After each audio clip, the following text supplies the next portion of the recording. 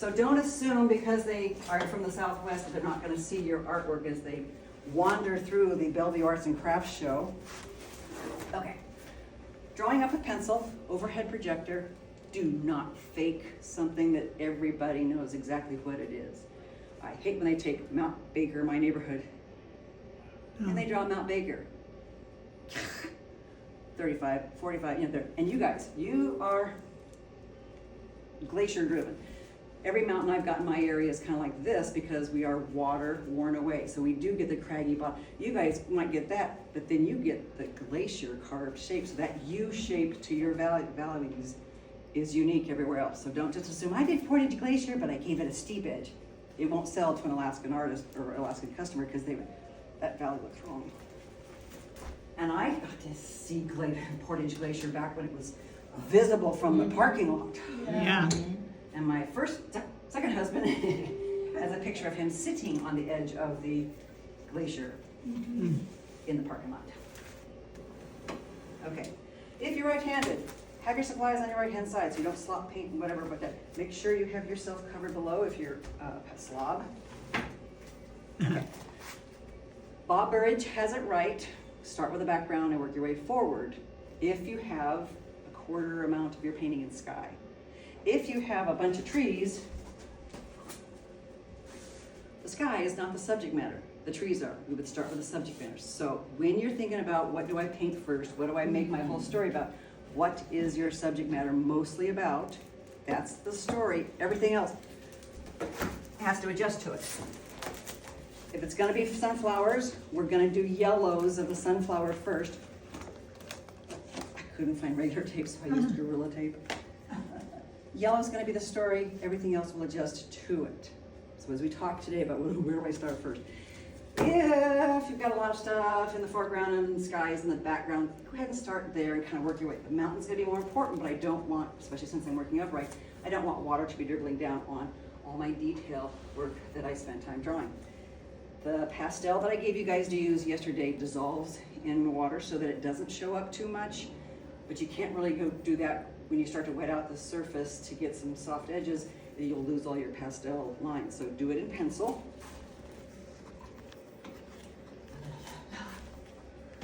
When painting on a wet surface, so when you guys say, I still don't understand why she uses the molding surface. I started out as a watercolor artist.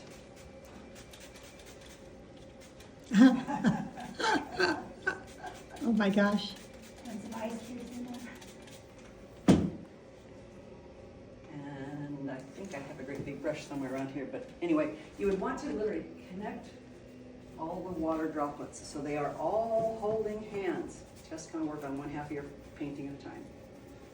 So I don't want it super, super, super wet shiny, but I want it wet enough to show you. And you guys can do me a favor. You can scooch closer so you can see all the water when the paint slides around in the water.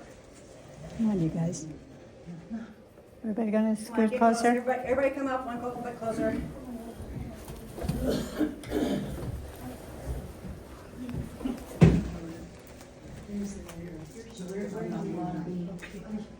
Am I blocking anybody? No, Okay. we just have to find places to be, Okay. so we all So, see. when you are painting on a wet surface, your paint starts to float. If it's too wet, it's just gonna keep coming down. But those little happy accidents of paint blending together without you having to do much work is letting the paint do the work for you. I can micromanage this whole thing and blend. But I loved the watercolor look of things in the past where you could take stuff, and this is actually just a little bit too wet. And I'll put some white in here so you get the float. What blue is that? Phthalo blue with a lot of white. Wow. 5% phthalo blue, 95% white is a good start for blue. Do not go, the skies of Alaska are blue. Come back later and work your way towards that. But can you see how the paint is actually kind of starting to flow away on the edges on the wet into wet? Those are fun ways to get soft edges established first in a painting. Or you can use your brush mark and you can just brush it all to death. And there's only 2,000 ways to get your sky correct, so pick one. Can you use ultramarine much for You can't. In the Pacific Northwest, I have to because there's so much moisture in the air. Ultramarine blue is more of a purpley, slightly, has a tiny bit of magenta mixed into it. It's a cooler, I know cool magenta don't work, but just believe me. Yeah. Whereas, if I said, oh, and look, it was wet out ahead of time, I didn't like what I put on there, I can scrub it off. It never had a chance to dry. This is what So you do use ultramarine for the Pacific Northwest? I just take my phthalo blue and throw a little bit of magenta in. Oh, okay, Turns it into ultramarine. okay. Yeah. So if you really, really, really had to go live on Gilligan's Island, you could live with that phthalo blue.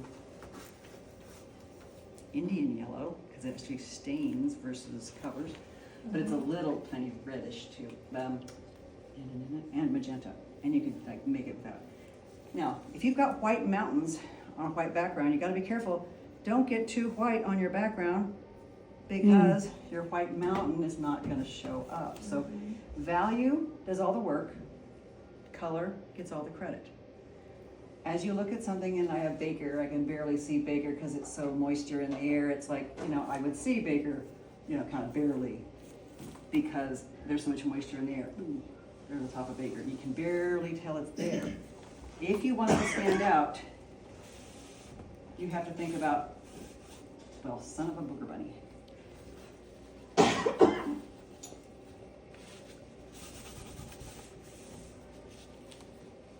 did such a good job of wetting it out, it's almost useless right now. Okay.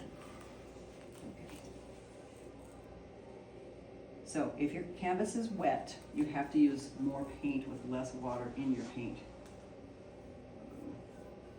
And the best part is we can change our mind in 10 minutes and come back and adjust something. You could change it to a little bit of the purple on one side, blue on the other. So we'll work on that and see. Watch for the corner that touched in the phthalo blue. I have a shiny spot reflecting off that window, so I can't quite see what's going over there. So I'm moving my body in front of the canvas. Sorry. I can't reach. That's okay. I just wanted to make sure I could. Is it better? Yeah, a little bit better. When you are painting, you think in sizes. Use your biggest brushes to get the biggest areas done. And no joke, if you find all your paints moving and you just almost want, do your painting upside down. Let the paint continue to run away from, and we don't want a hard edge of where it's stuffed at. Be careful of turning your right so that you can How still funny. follow the pattern. I can't draw people well. The only way I can do it is painting them upside down because I want to make the eyes even, and nobody's eyes are even. And it's a 3/4 look. You have 2/3 one eye, 1/3 another. I'm gonna bring both eyes on your side of your face. You look like a flounder. Some of us just have issues with following directions, and painting portraits is one of them. I bet you know what that is? That's part of that detail person that does a really wonderful tattoo, or the accountant. That's why I can't do people, because I want to rearrange their faces. I want to do that with most people while I'm driving. So you get to noodle away on your darks and lights to get your piece to look great. What I noticed today that I wanted to bring out to you was you guys have got snow on mountain ranges. You have snow in sunlight. You have snow in shadow. You have mountain range in sunlight. You've got mountain range in shadow.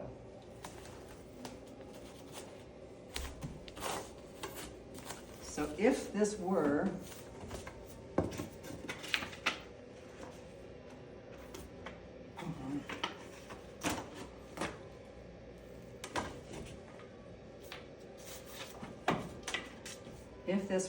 in sunlight, the sky is blue, blah, blah, blah, we did the sky blue. Now we're doing our mountains. So wherever the mountain light is in sun, it's going to be warmer. Where your mountain sunlight is in shadows, it's going to be cooler. So I could literally, with this orange surface, only have to paint the backside of our mountain that's in shadow, boom, boom, boom, boom. Leave the sunny part, that warm part. Sunlight hitting, shadow.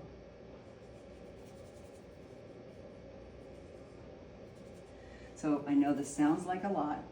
practice time behind the brush helps when you kind of go, oh, okay, I remember I put too much paint on there last time. I want to do something else this time. So shadow backside of mountain. Sunlight hitting snow. And if you have a sunset kind of picture like this, it might have a little bit of warmth to it. So we might have snow that's in sunlight, slightly warm, has 2% lemon yellow in it.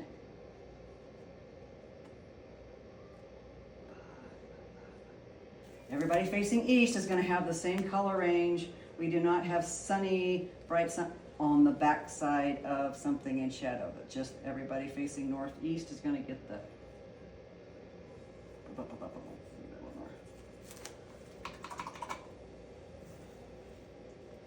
where your shadow, or where your snow is in shadow, it's going to have the bluer tinges. So your snow in the shadow areas will be bluer because it's not having sunlight hit it.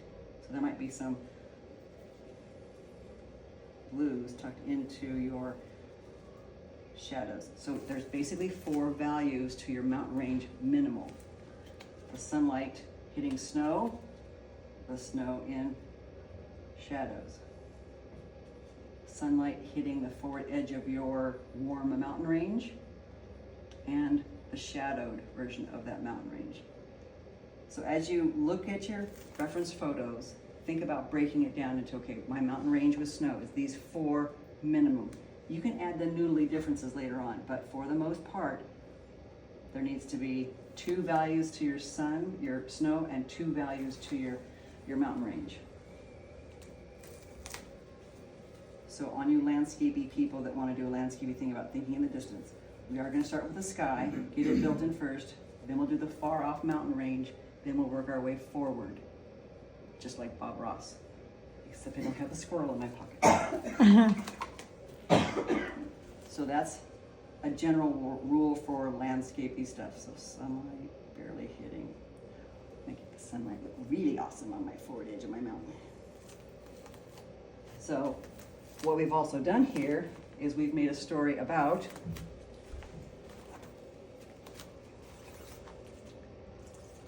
I probably have some warm sunny things here. I wouldn't actually do that. They look turquoise. So when you look at the whole canvas, we'll talk a little bit later, what you can say is, okay, I know I've got my complementary colors going on. Near my purpley colors, I have some yellowy kind of colors. Near my blues are some oranges. Once I get down here to the green of the trees, let's just say I've got some green trees in,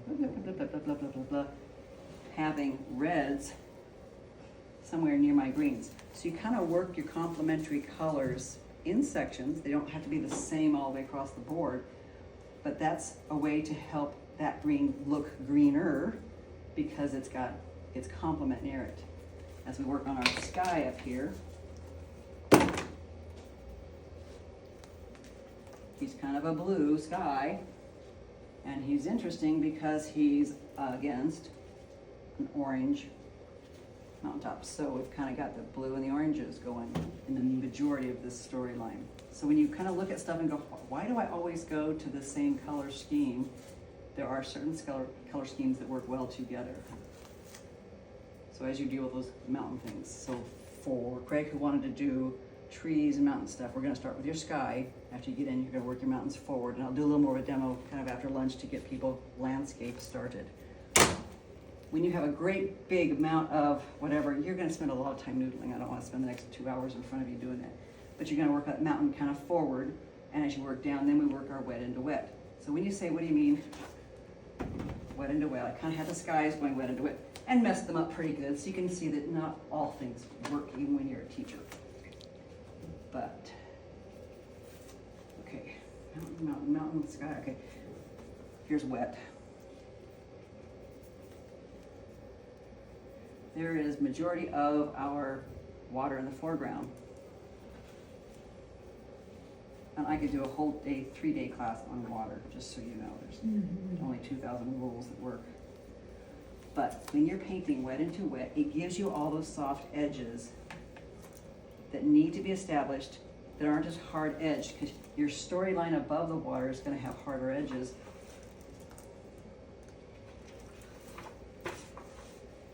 your story in the water is going to be wet into wet and soft edged.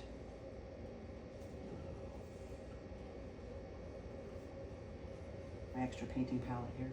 I got myself a tattoo. Oh my gosh. And I can paint any painting I want on it Oh every my day. goodness. My attention span is, I was never going to put something on. I look at it for 2 days and go, okay, I'm bored with it. Now I want to. I traded a painting with it. A Oh, my- customer, and she's a tattoo artist. And it's taken me 4 years to find something that I really, really want. It's like, oh, I finally found what I want. That's perfect. So these are ways to get soft edges, wet into wet at the beginning of your canvas. It's really hard sometimes to come back in later on and, you know, blend and get a soft edge, and you don't actually have to do the whole thing. So when you think of your painting, I want you to think, I just want to get 85% of my painting done. Don't finish it, because that's where we just screwed up that last thing. Let colors blend and bleed on the canvas. Do not pre-mix red, green, and I'm gonna make a perfect brown, and it's gonna be this, and you go, bleh. So that's not as interesting as, ooh, red berry trees blended in with cool trees. I'd rather see a little bit of mixture in here. Phthalo blue may never be used as a dark all on its own. It's just too blue.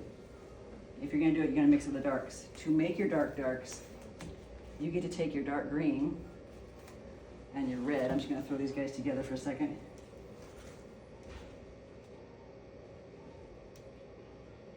When I teach classes down in the Little 48, I get to say, and those poor Alaskans, they have pipe cleaners for trees.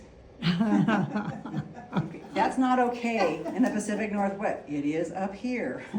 You guys, I have to do, when I'm doing my trees off in the distance, I have to do, I get to do the top parts, get pointy parts, but the bottom part stays connected because they're fatter at the bottom.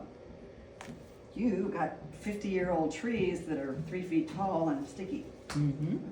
So it's kind of fun to be careful what you're doing. I did this batch for New Hampshire, and I made all the little islands look like Pacific Northwest islands with rocky things that go like this and trees that go up. They go, no, it's deciduous trees hanging out over, so everything was rounded on all their islands, whereas I was trying to make everything so Pacific Northwest. Be aware of our prejudices. We think all trees. If something is still wet, you can go through and get those water lines that break through.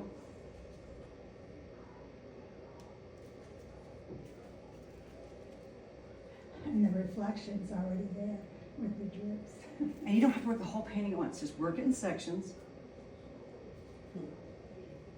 And then composition. So composition is where things are on your canvas. It's my newest paint shirt. It wasn't supposed to, I went gardening in it the day after I had it made with my own logo on it. Where you put something on the canvas is important. I love this artist. He happens to push things to the extreme. If I divide something in thirds, that's my go-to answer. If the story is about land, 2/3 of my painting is about land. If my story is about sky and land, it's off.